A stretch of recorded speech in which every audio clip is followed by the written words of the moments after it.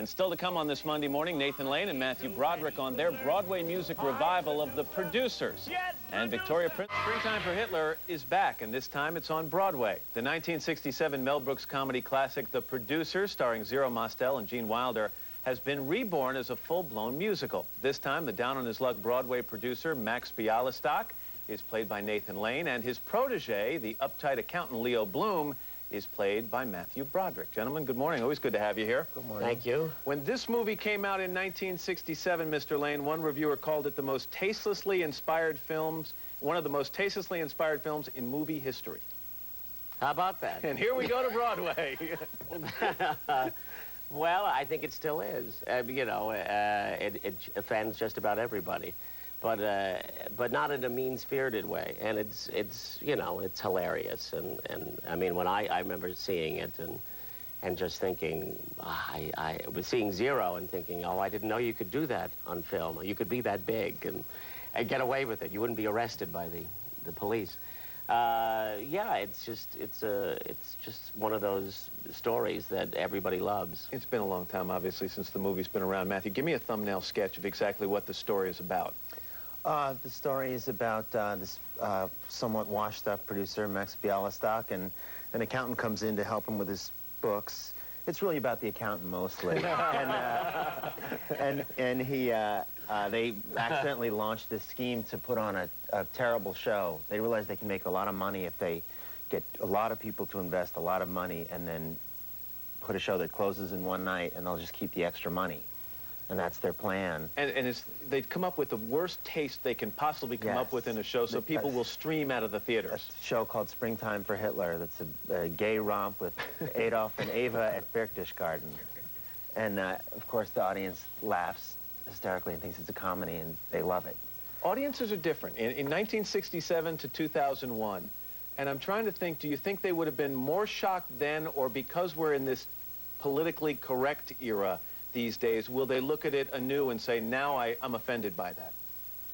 I think not. I think it's actually like it's finding it refreshing, you know, to be able to laugh at this stuff. And you know, as I said, Mel does it, no one goes unscathed here. And so, you know, I think that, if the audience is any test, I mean, they've been screaming, you know, at this in performance. So I don't think so. I mean, you know, there is an element to it during Springtime for Hitler, and it's sort of, when they start forming a swastika. And it's a little edgy, it's a little scary for a moment, and which I think is sort of good in this. You know, you shouldn't feel so great about that, and then it gets funny again. And so it takes you a little by surprise. Were there major adaptations? I mean, there were only 2 songs, if I remember, in the movie. Right. And so you've added a lot of music, obviously. Yeah. How hard was it to bring it to stage? Well, Mel, you know, it's been in his head, I think, for a very long time, and he was approached, I think, over the years about doing it as a musical, and he always thought, maybe I'll do it myself. And he said that at one point, you know, he did think about going to someone else to write the rest of the score, and he went to Jerry Herman, and Jerry Herman took him in, sat him at the piano, and he started to play I'm Tired from Blazing Saddles and some of his other songs, and said, you can do this, you know, you have your Mame, your Hello Dolly, you have Springtime for Hitler, your big number.